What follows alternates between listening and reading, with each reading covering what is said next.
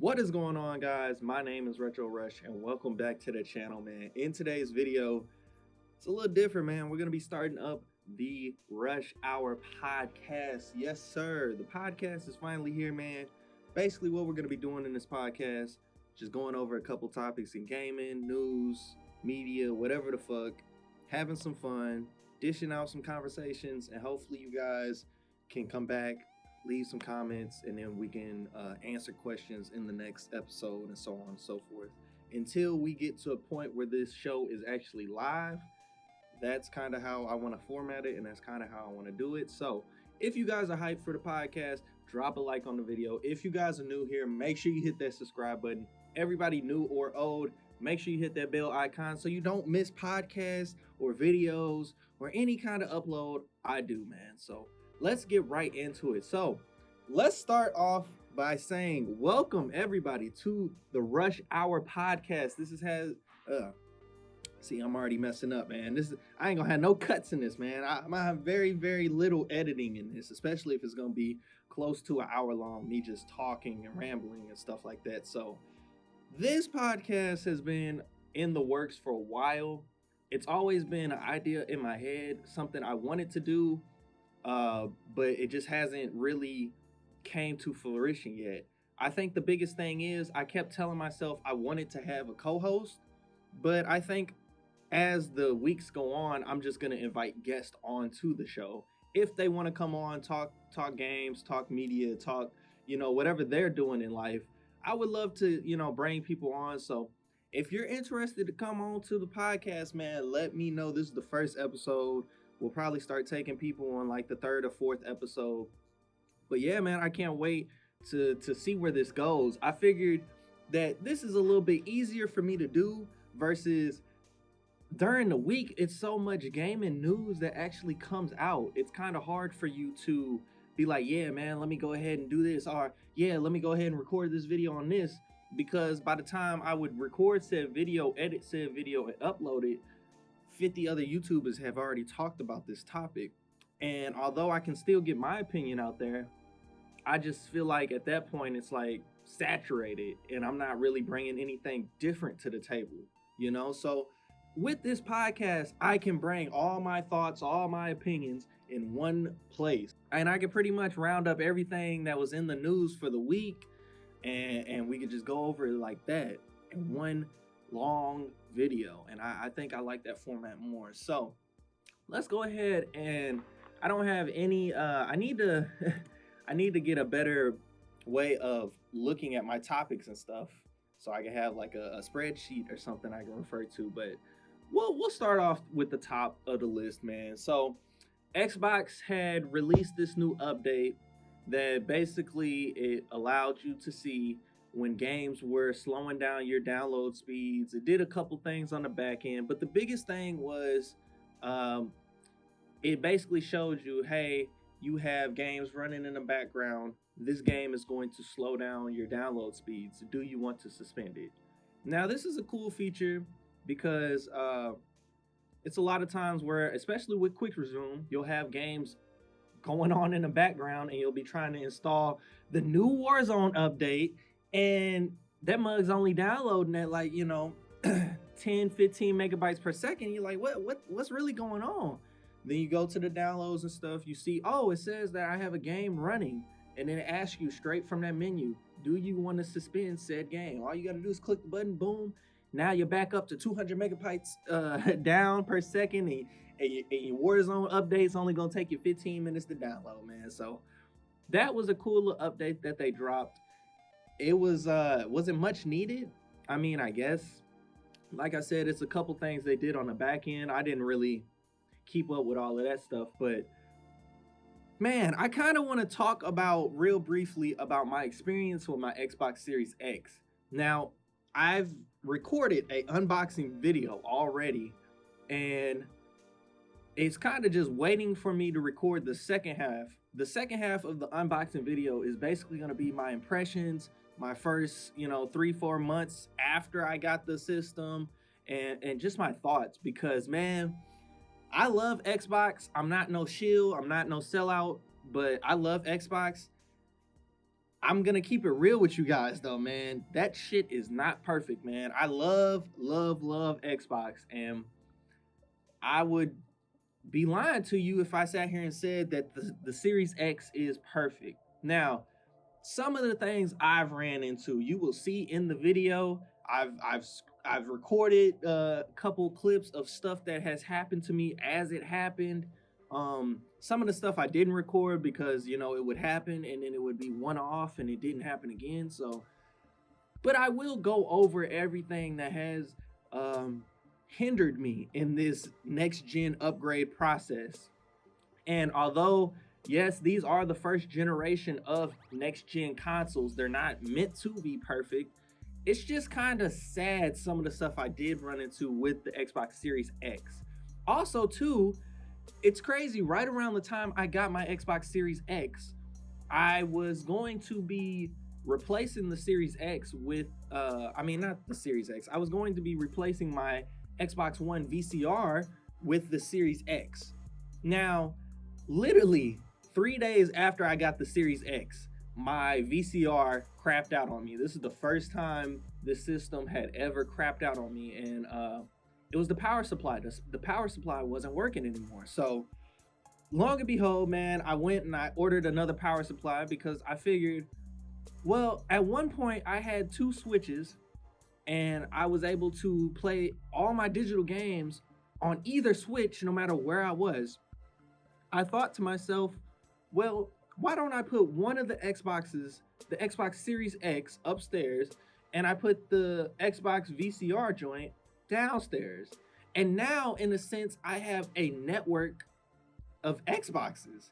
And that got me thinking, what all can you really do with 2 Xboxes? So I got on the Xbox and I started transferring games. Yes, network transfer is a big plus, in my opinion, to owning a system or a series of systems. So on my original Xbox, I have a lot of digital games, and instead of me going one by one, installing them, going back on my Series X and picking which ones I did want to install, all I had to do was set up network transfer, and literally from there, I picked the games that were on my VCR Xbox, and I just transferred them over to the Series X.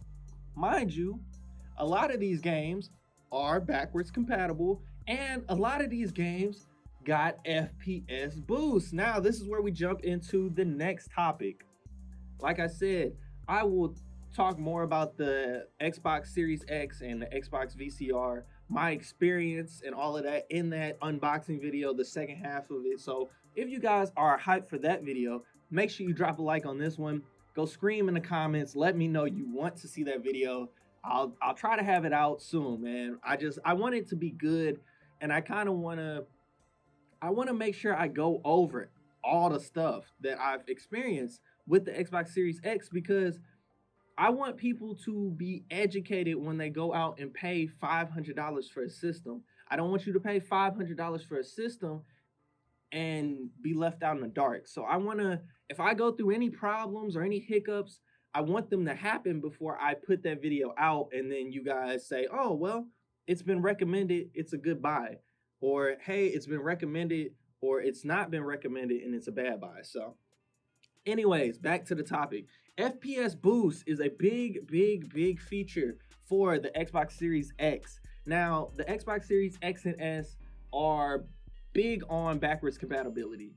If you look at Game Pass, if you look at Xbox's model, what they've been trying to do with this system, they are really big on you playing your old games better than you ever had before.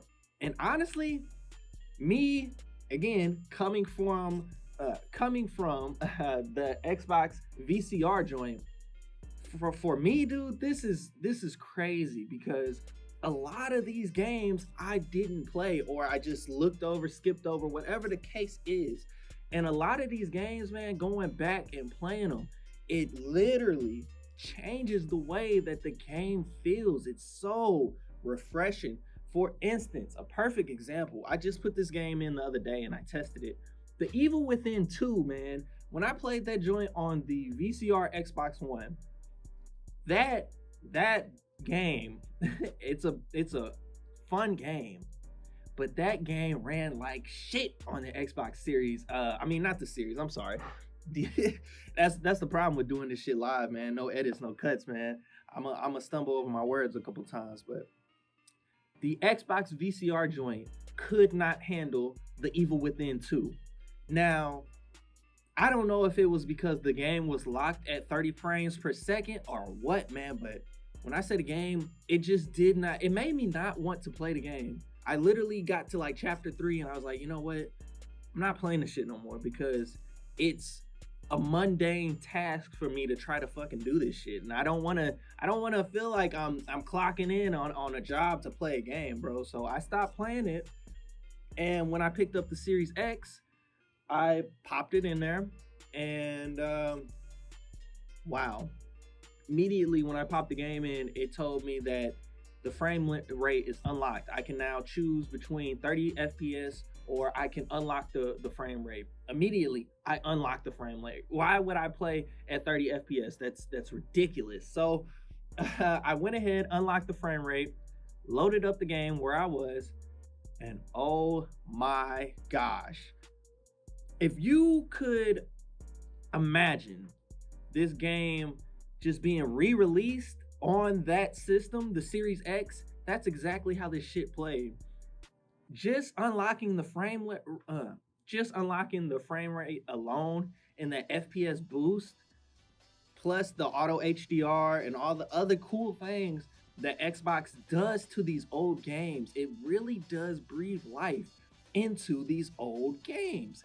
And it's kind of crazy to think about because here I am playing The Evil Within 2 years later, but I feel like I haven't lost any time. I feel like I just picked up the second part to a series of games that I enjoy. I really enjoyed The Evil Within 1. It was a great game. So I went ahead and picked up The Evil Within 2, and I was disappointed playing it on the VCR Xbox. And I understand that's my hardware that was holding me back. But well, I guess I haven't told you guys yet. That's in the unboxing video. I have made this upgrade from the VCR straight to the Xbox Series X. That is why I went out and got an Xbox Series X, because it was such a drastic upgrade for me. Going from the VCR joint to the Series X has literally changed the way I play games. For instance, The Evil Within 2, for instance, Far Cry 4, I literally just jumped back into that game just to see how the frame rate makes the game play. And oh my gosh, it makes these games feel new again. Although for the case of Far Cry 4, I had beat that game and I was completely done with it. Just being able to go back in it and see it refreshed, it made me wish I could have played the game like that originally. And that's where I get into my next topic. I think that Xbox is doing something very, very good here because they're kind of setting up a future to where new or old games will just feel good. And that's kind of where we're at with next gen. If you're not doing with what PS5 and Oculus is doing and the Nintendo Switch is doing, where they really try to immerse you in the game. The DualSense 5, man, if there's one thing I wish that Microsoft would take from Sony is that freaking controller, dude. I hear so many high praises about the DualSense 5. Literally the Returnal video that was going viral on Twitter the other day where the dude put the controller on the desk and you could literally feel every raindrop. That is the true meaning of next gen. At one point, these games are gonna cap out. Your eye is only gonna be able to see so much, and the game's only gonna be able to run so fast, so smooth. Eventually, they're gonna hit a cap. But what we really have not dove into yet very much is the sense of immersion. Excuse me. The sense of immersion. And I think that is where true next gen is heading. when you look at devices like the Oculus, the Oculus Quest 2, I mean, VR, they literally, oh my gosh, dude. This is my problem. This is why I can't do a podcast unless I have show notes, because I will jump from one topic to the next topic to the next topic. And then I'll take you all the way back to the beginning of the show. And then I'll take you to the end of the show and I'll accidentally do my outro, man. I need a show list. So maybe next episode it'll be a little bit more organized. But that is the craziest thing. They literally just remade Resident Evil 4 for VR, man, and that itself is taking a old game and it's breathing new life into it, giving you a different way to experience said game. Now, when they announced this game, I didn't see anybody saying, "Oh, Oculus is getting old games. All the games, oh, it's just an old game." Woo. I ain't see none of that shit, man, because it's VR and because it's Resident Evil 4. Those two things, literally, I think that VR experience is going to shape VR heading forward. And like I said, immersion is really where next gen is heading. When you look at HD Rumble in the Nintendo Switch Joy-Cons, if the new Nintendo Switch Pro or new Nintendo Switch, whatever you want to call it, man, if it ends up getting another reiteration of HD Rumble, it's only going to be better than the ones that we just seen in the previous Joy-Con. And the stuff that Sony is over there doing with the DualSense 5, man, that shit is wild, bro.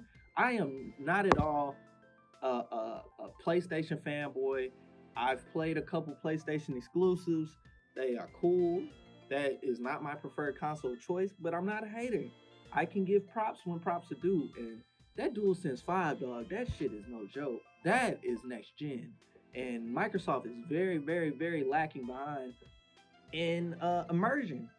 Although they're making these old games feel new again, they're not really teleporting me and making me feel like I'm in the game. Whereas when you play Returnal on your PS5 come April 30th, you gonna feel like you in there playing like you're in the game, because the controller, the device that immediately connects you with the game is making you feel more connected than ever before.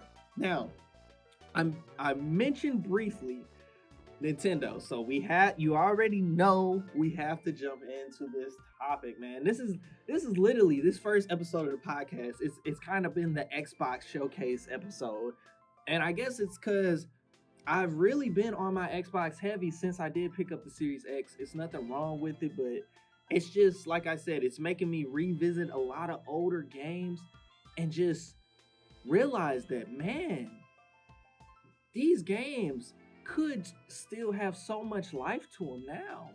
And it's crazy to think about that. But here we are with the Nintendo Switch, Microsoft, Game Pass rumors.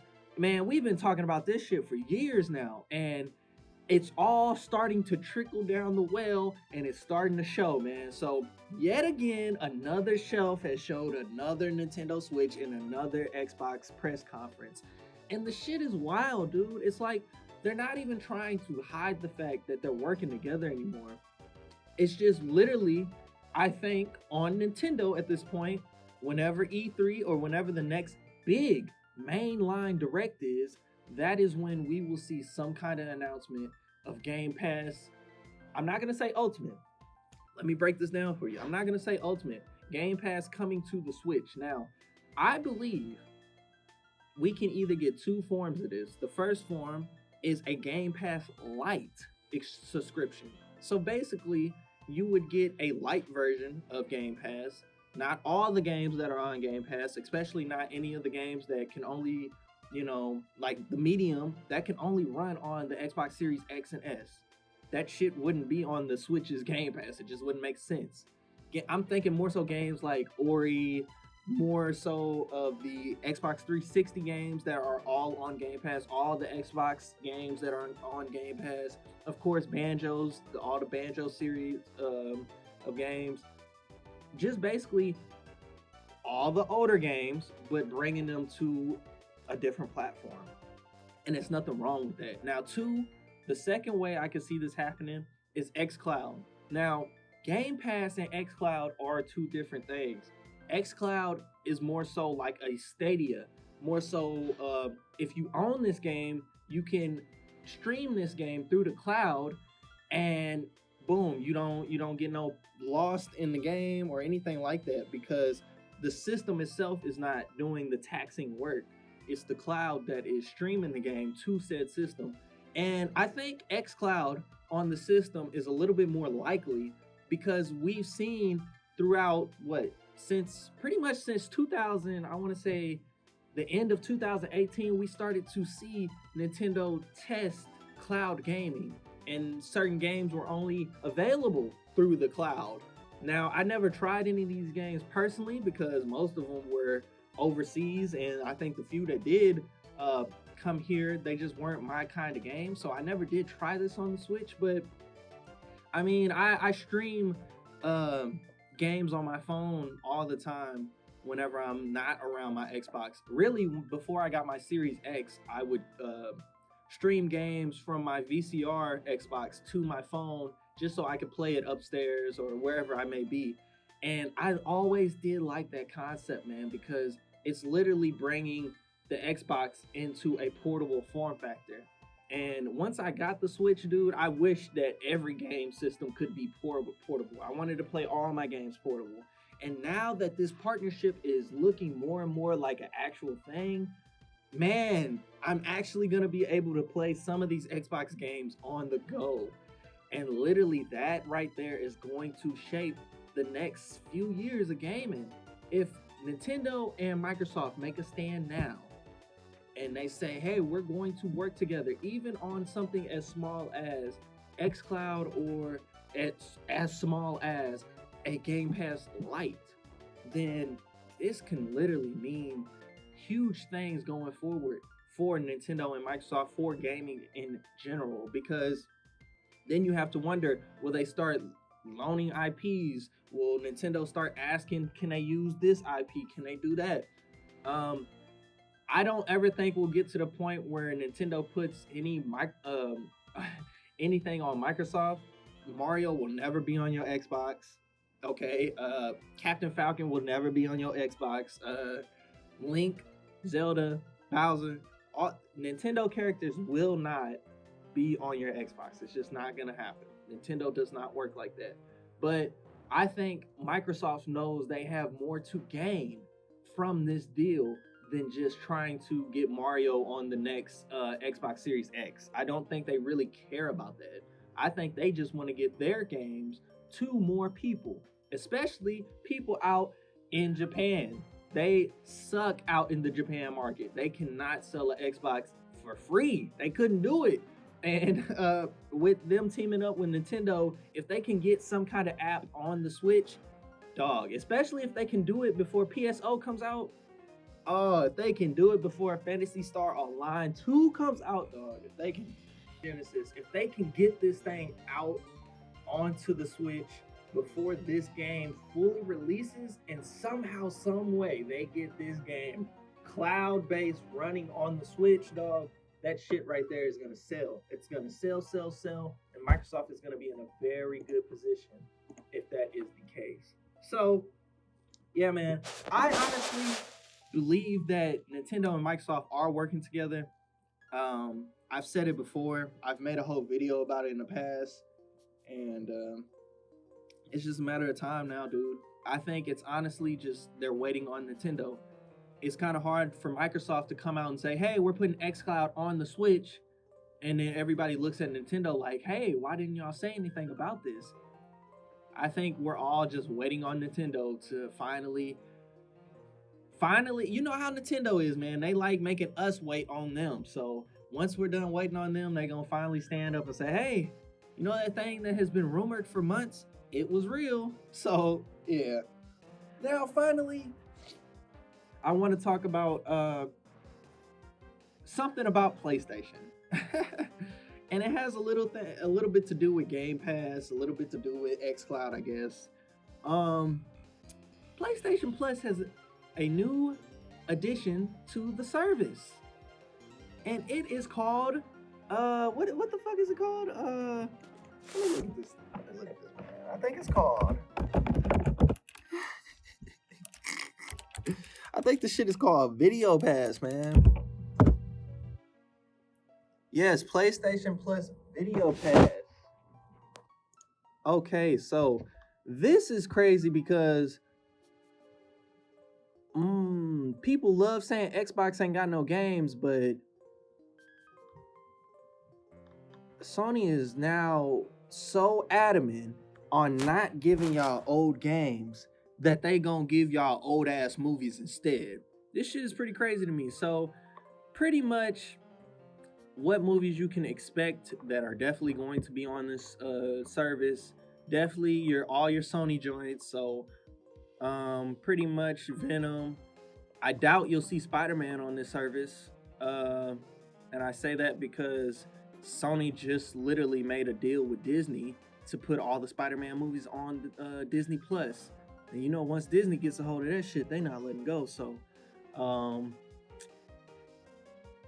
Sony has access to a large library of TV and movies, including access to anime by the way of Funimation and Crunchyroll, the latter of which Sony purchased in December from AT&T for $1.175 billion.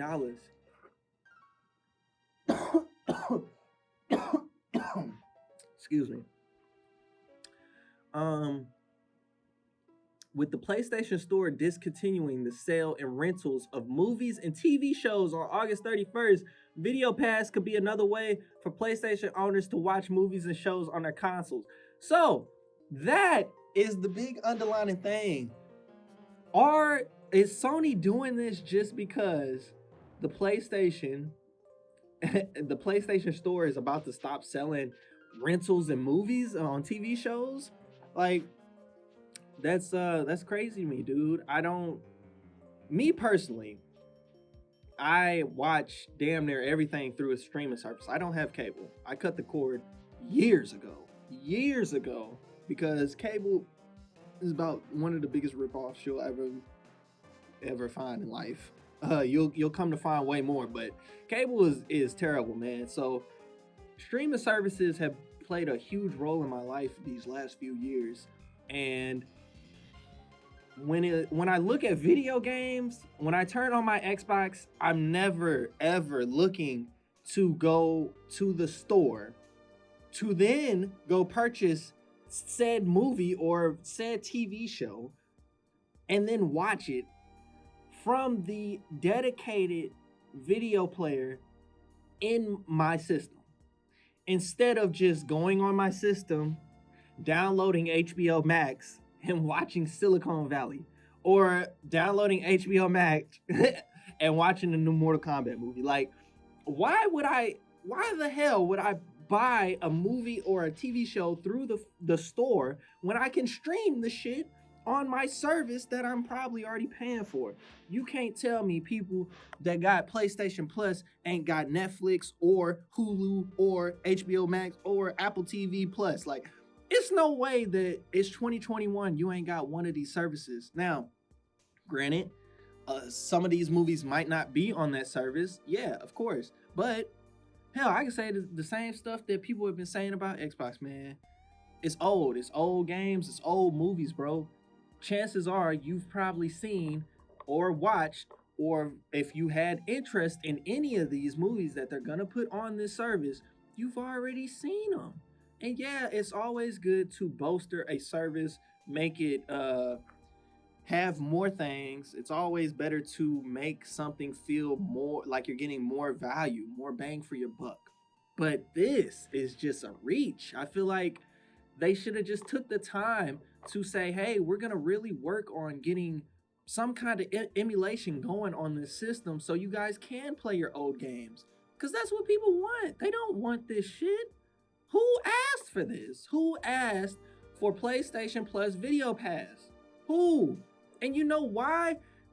This is how I know nobody wants this shit. PlayStation Plus Video Pass with 1 year trial in Poland.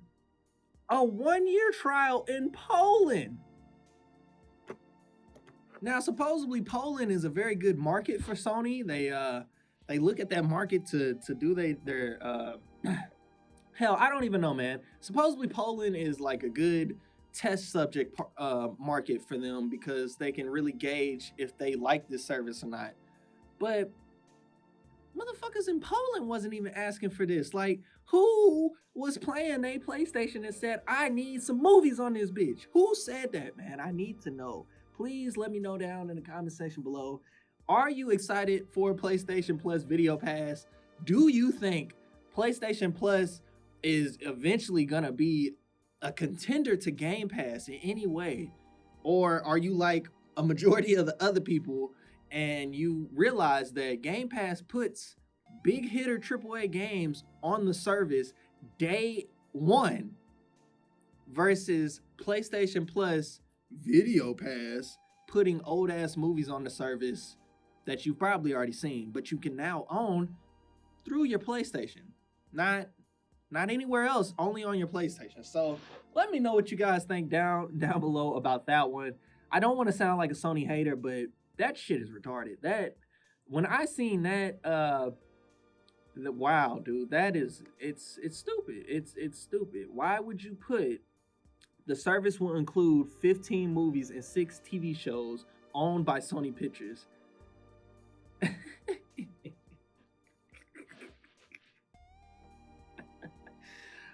These niggas ain't got no games. They ain't got no games to play. So they said, you know what? We gonna give y'all the old ass movies instead. We can't give you the old ass games. We can give you the old ass movies though. But I will say this. Sony does have it on exclusives, man. That's not something I can ever come on here, any video, any podcast, any form of anything and say, hey, Sony does not have exclusives. Because they got exclusives, dog. Some of them exclusives, man. Them shits, man. They be making me want to play PlayStation. I ain't finna get no PS5 though, man. I ain't doing it. Bro. I ain't got $500 to put on it like that. So yeah, that's pretty much it. I'm trying to think. Do I have any other topics that I want to talk about? I do not believe so. This will probably go up Saturday night. I am recording it Friday morning, so it's literally 11:30 in the morning right now. If this goes up on Saturday, hopefully I have the second half of the unboxing to the Xbox Series X video ready for you guys sometime next week. If I get any more news past 11:30 today, which I'm pretty sure as soon as I get on Twitter after this, it's going to be a shit ton of news that I could have put in this podcast, but that's always what next week is for. This is the first episode. We had to eventually get our feet wet. We had to start somewhere.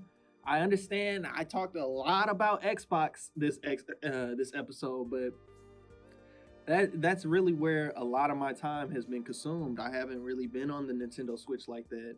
And when I do play Switch, I play laggy ass Smash Brothers and I play 3 matches and I get pissed off because I'm lagging. So, and it's not because of me, man. It could, in some cases, it's definitely not all the time. And literally 4 out of 5 of the matches you play on Smash Brothers, you're gonna fucking lag. So that shit, man.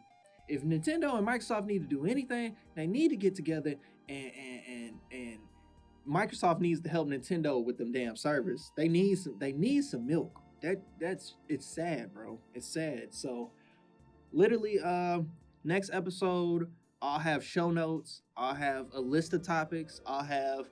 Maybe we can do a Q&A section at the end where you guys can ask me a couple things, leave a comment on this video, and I'll come back to it and we'll pull them from for the next video. And it'll be a little bit more streamlined next episode. Like I said, on maybe episode 3 or 4, I'll start reaching out, try to get some guests on the show if they want to, you know. You do not have to feel inclined to come on the Rush Hour podcast, but this is something new I want to start here. This is episode 1, and here's to many more episodes after this. Anyways, I'm going to go ahead and get out of here. My name is Retro Rush. I hope you guys did enjoy this video. If you did, drop a like on it. If you guys are new here, make sure you hit that subscribe button. Everybody, new or old, hit that bell icon, turn them notifications on, and make sure you come back so you can check out the next episode of the Rush Hour podcast, baby. Yes, it is official. That's a wrap. We done. Yes. Yes.